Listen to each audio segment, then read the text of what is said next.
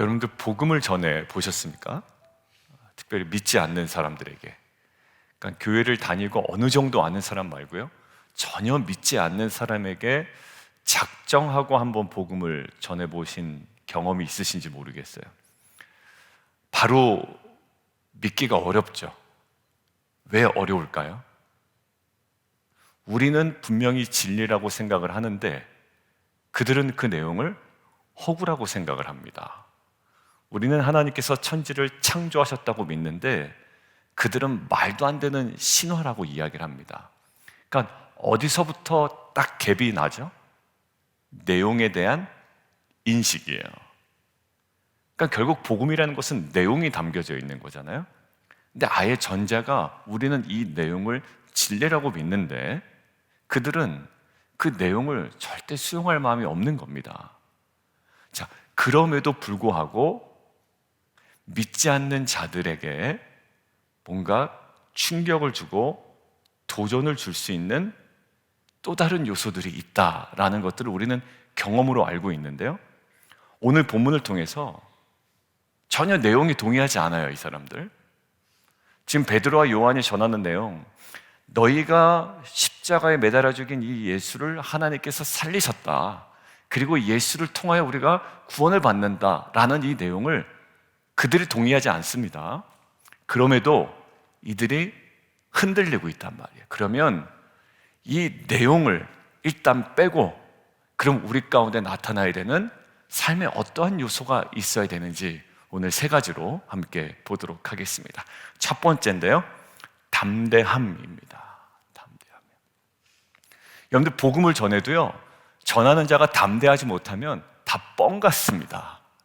그리고 저 말하는 사람, 저 사람도 믿지 못하는 것 같은데? 라는 사람을, 이런 인상을 그 상대방에게 충분히 전달할 수 있다고요. 저거 지도 못 믿는 것 지금 나한테 얘기하고 있는 것 같아 라는 느낌을 주죠. 근데 오늘 보십시오. 오늘 이 사내들인 공회원이 주목했던 것이 내용입니까? 그들의 태도입니까? 예, 태도예요. 그들의 내용은요, 원래도 동의하지 않았고 지금도 동의할 마음이 없는 겁니다. 그런데 어디에 딱 도전을 받죠? 그들의 담대하게 말함을 보고. 여러분들 가만히 한번 묵상해 보니까요, 이게 말도 안 되는 내용이잖아요. 그들 입장에서는 지금까지. 그럼 말도 안 되는 내용이면 어떻게 하면 됩니까? 정죄하고 나름대로 판단과 결정을 가지고 그들을 치리하면 됩니다. 야, 무슨 말도 안 되는 소리를 여기서 하냐? 그런데 그렇게도 못할 수밖에 없는 요소가 지금 보인단 말이에요. 내용상에 전혀 근거가 없거나 말도 안 되거나 그들이 수용할 수 없는 부분이라면 그 원래 갖고 있는 기준에 맞춰서 그들을요, 처분하면 됩니다. 근데 그렇게 못하고 오늘 풀어준단 말이에요. 그 결정적인 요소가 담대함이 있어요. 여러분들 우리 입장에서는, 베드로와 요한 입장에서는 너무나 100% 진리인데 공회원들 입장에서는 수용할 수 없는 내용이었을 겁니다. 그러니까 그들이 그 내용 자체를 깊이 고민하거나 주목한 부분은 없어요. 아, 이게 맞을까? 야, 정말 이게 맞으면 어떡하지? 이렇게 고민하는 적은 없어요. 그렇다고 해서 우리가 이 내용이 중요하지 않다라는 것은 아닙니다. 근데 최소한 그들에게는 중요하지 않아요. 지금 현재. 그런데 그들에게 너무나도 분명하게 느껴지는 부분이 있었는데 바로 담대함이었습니다. 이것들을 헬라어 원문을 한번 찾아봤는데요, 헬라어 문헌들, 그러니까 이 단어가 쓰인 성경에서의 용례 말고 이 단어가 쓰인 헬라어 문헌들, 그러니까 성경이 아닌 다른 일반 헬라어 문헌들, 거기에 어떤 이미지가 있었냐면 자기 의견을 자유롭게 표현할 수 있는 권리, 이런 이미지가 있어요. 어디에 속박당하지도 않고 자기의 의견을 자유롭게 표현할 수 있는 권리. 그런데 거기 조금 더 들어가니까 이 자유는 결국 어디에 근거한 거냐면 진리에 근거한 것이다라는 거예요. 내가 이것이 진리다라는 확신이 있기 때문에 남들 앞에서 나의 의견을 자유롭게 표현할 수 있는 권리. 그런데 이것들을 조금 더 들어가 보면 베드로와 요한은 자신이 진리라고 확신하는 이것들을 담대하게 이야기함으로 말미암아 무엇을 당할 수가 있죠? 지금 그들에게는 너무나도 불리한 처분을 당할 수 있단 말이에요. 근데 이것들을 감당하고 이야기하고 있죠. 그러니까 결국 이것들은 헬라어 의미에서도 어떤 느낌이 있냐면 확신, 그리고 용기, 그리고 견고함, 그리고 오늘 표현된 대로 담대함이라는 겁니다. 결국 진실성을 토대로 한, 그 진실성을 근거로 한 확신 있는 태도와 이 담대함이었어요. 여러분들 거짓말하는 아이들 표정 보셨습니까? 얼굴에 뭐라고 써있던가요? 나 거짓말하고 있어요 라고 얼굴에 써있단 말이에요. 그거는 애나 어린이나 똑같습니다. 자꾸 뭔가 핑계대고 변명하고 이러면 얼굴에 자꾸 뭔가를 쓰고 있구나 라는 생각이 있습니다. 여러분들 보십시오. 오늘 복음의 내용이 잘못되었다라는 게 아닙니다. 근데 문제는 복음의 내용을 그들이 받아들이고 있지 않는단 말이에요. 그러면 끝난 건가? 아니요. 그 외적인 요소에도 성령께서 분명히 사용하시는 방법이 있단 말이에요. 내용이 그들에게 전달되기까지, 그들이 수용하기까지 뭐냐면 복음을 전하는 자의 확신 있는 태도가 매우 중요할 때가 있다라는 거예요. 오늘 뭐였습니까? 담대하게 말함을 보고. 저는 빛과 소금으로 살아가는데 우리가 공부해서 내용들을 잘 정리할 수 있겠죠? 그러나 그것뿐만 아니라 그것은 너무나도 당연한 전제이고 우리 안에 이것이 진리라는 확신 속에 오늘 베드로와 요한이 사내들인 공회원 앞에서 보여줬던 이 담대하게 말함, 이 담대함이 저와 여러분에게 회복되는 귀한 은혜가 있기를 원합니다. 자, 그런데 이 담대함은 어디서 왔다고 어제 본문에서 이야기하나요? 자, 8절 한번 보시죠. 이에 베드로가 성령이 충만하여 이르되 쭉쭉쭉쭉 이것들을 선포하자.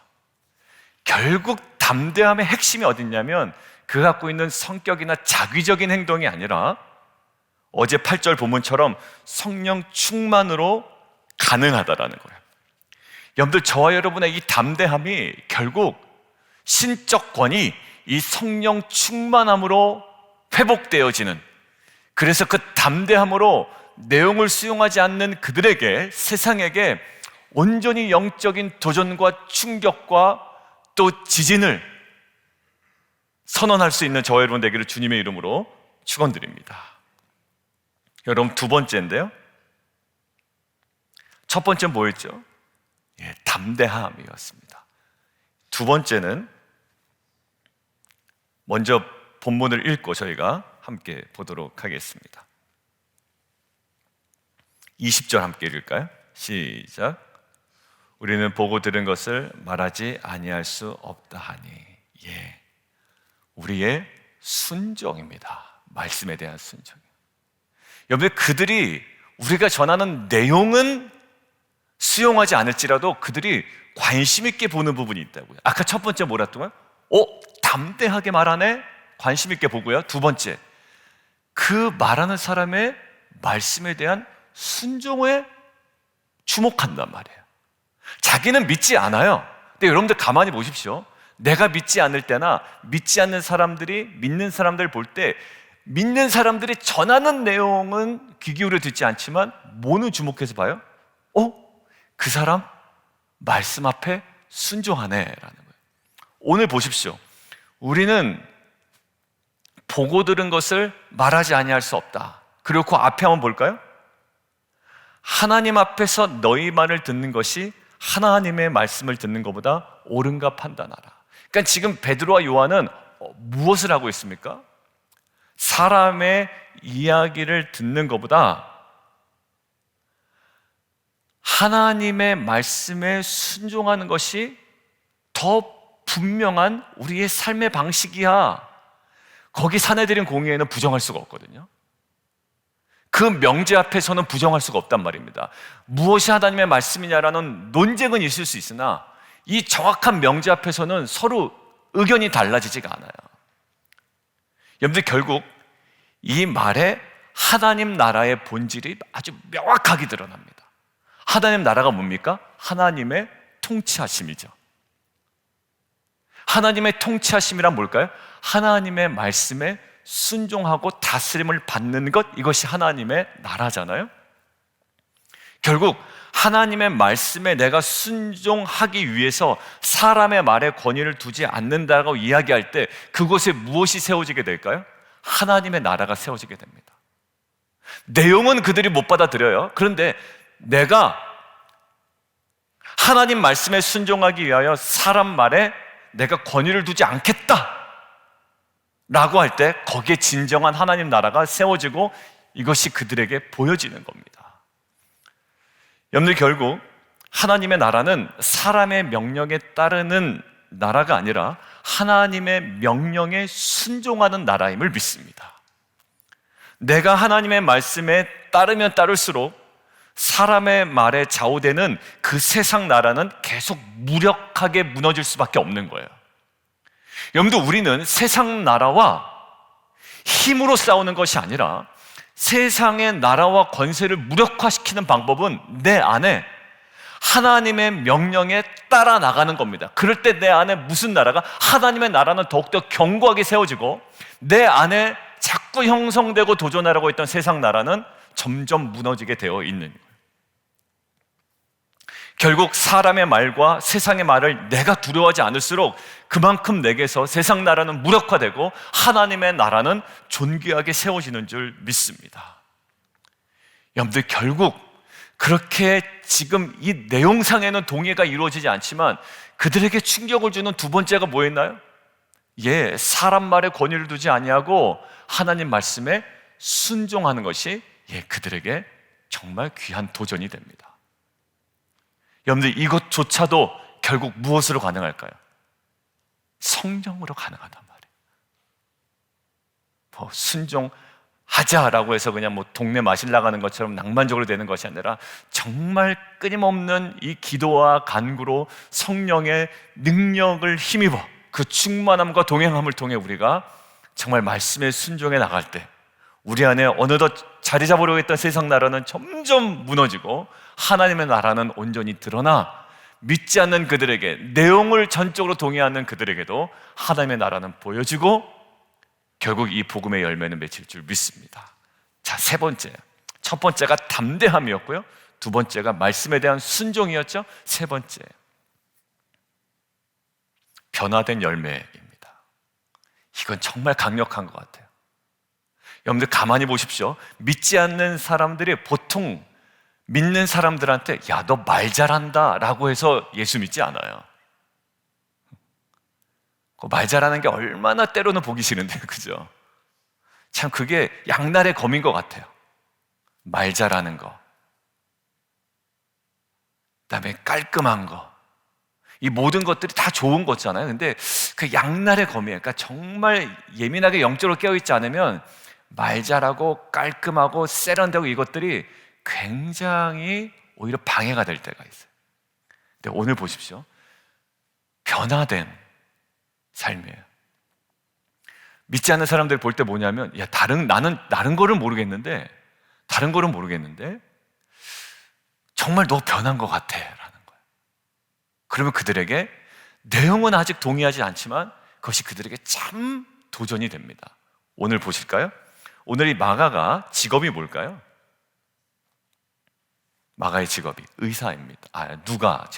누가의 직업이 의사입니다. 역사에 관심도 많은 의사예요. 오늘 의사가요, 마치 환자 차트를 정리하듯이 이 사람에 대한 정보를 우리에게 주고 있어요. 자, 40절 같이 한번 읽습니다. 시작. 이 표적으로 22절 시작. 이 표적으로 병 나은 사람은 40여 세나 되었더라. 병 나은 사람이 40여 세나 되었대. 근데 3장에 뭐라고 나와 있죠? 나면서 못 걷게 된 자라고 되어 있어요. 그러니까 이 사람은 페이크입니까? 진짜 환자입니까? 진짜 환자예요. 찐 환자예요. 그런데 이 내용에 동의하지 않아. 절대 베드로와 요한이 전한 내용, 너희가 죽인 예수를 하나님께서 살리셨고 이 예수가 결국 우리를 구원하는 구원자다. 너희가 회개하여 침례를 받고 죄사함을 받아라. 그러면 성령의 선물을 받을 거다. 막 이렇게 막 계속 이야기하잖아요. 근데 전혀 동의 안 해. 그런데 이들을 꼼짝 못하게 한 것이 있는데요. 자, 한번 볼까요? 16절입니다. 14절부터 있죠. 14절 시작. 또 병 나은 사람이 그들과 함께 서 있는 것을 보고 비난할 말이 없는지라. 16절 시작. 이 사람들을 어떻게 할까? 그들로 말미암아 유명한 표적 나타난 것이 예루살렘에 사는 모든 사람에게 알려졌으니 우리도 부인할 수 없는지라 라는 거예요. 여러분들, 내용에 동의해서, 내용이 그럴듯해서 이들이 지금 고민하고 있나요? 아니요. 아직까지 이들은 내용에 절대 동의하지 않습니다. 근데 무엇 때문에 이렇게 고민하고 있나요? 변화가 있거든요. 변화가. 여러분들, 맞아요. 여러분들, 우리 삶에 이거다라는 생각이 들었어요. 어제 묵상하면서. 내 안에 담대함이 있나? 내 안에 말씀에 대한 정말 순종이 있나? 그래서 정말 이런 변화가 있나? 이게 있다면 최소한 믿지 않는 사람들이나 세상을 향하여 그들이 바로 수용은 할 수 없겠지만 최소한 이런 당황함과 도전을 줄 수 있지 않을까라는 생각이 들었습니다. 여러분들, 부인할 수 없는 표적이 있고요, 정말 이들한테는 처벌할 수 없는 이유가 내용이 그럴듯해서가 아니에요. 처벌할 수 있어요. 말도 안 되는 내용이라고요. 그런데도 처벌하지 못하는 가장 강력한 이유가 바로 여기 있어요. 변화가 됐거든. 이 사람이 낫거든. 그리고 모든 사람들이 다 알고 있거든. 이 사람 변화된 거, 이 사람 말씀에 순종하는 거, 이 사람이 조금만 더 뭔가 딴 생각을 하면 더 돈을 벌 수 있는데 이것들을 포기하고 이 길로 걸어가는 거 다 알고 있거든. 그렇기 때문에 어떻게 돼요? 저 사람이 이야기하는 그 내용은 아직까지 내가 수용하지 못하겠지만 뭔가는 있지 않을까라고 자꾸 고민할 수밖에 없는 겁니다. 이것이 저와 여러분이 세상 가운데 드러내야 되는 삶의 모습인 줄 믿습니다. 오늘 세 가지예요. 하나는 담대함이었습니다. 두 번째 뭐예요? 말씀에 대한 순종이었습니다. 세 번째요, 변화된 삶이었습니다. 내용에 동의하진 않지만 우리도 부인할 수 없다라고 했던 그들의 고백처럼 내용은 우리가 잘 정리해야 되겠죠? 그리고 잘 전해야 되겠습니다. 그러나 이 우리의 삶에 나타나야 되는 이 세 가지 요소를 가지고 이 세상 앞에 정말 하나님 나라를 세워나가고 빛과 소금의 사명을 감당하는 저와 여러분 되기를 주님의 이름으로 축원드립니다. 우리 함께 좀 기도하며 나가도록 하겠습니다. 우리는 내용을 잘 정리하는 데 힘을 많이 씁니다. 그죠? 여러분들 복음을 어떻게 전할까? 이렇게 전하면 좋을까? 저렇게 전하면 좋을까? 그거 나쁘다는 거 절대 아닙니다. 하셔야 돼요. 해야 됩니다. 끊임없이 해야 됩니다. 그런데 동시에 오늘 본문을 통해서 우리에게 도전하는 것이죠. 담대하게 말하는 거예요. 근데 이것은 무엇으로만 가능하던가요? 어제? 성령의 충만함이지 다른 요소가 작동돼서는 안 돼요. 성령의 충만함으로 담대하게 말함. 두 번째요, 내가 그 말씀에 순종해야 돼요. 아니면 다 거짓이 되어버립니다. 세 번째요, 결국 변화된 삶이에요. 이것이 빛과 소금으로 살아가는 하나님 나라를 세워나가는 이 공동체의 모습인 줄 믿습니다. 주님, 그렇게 살아가게 하여 주옵소서. 우리가 결단하게 하여 주옵소서. 우리 주님 이름 한번 부르고 함께 기도하며 나가도록 하겠습니다. 주여,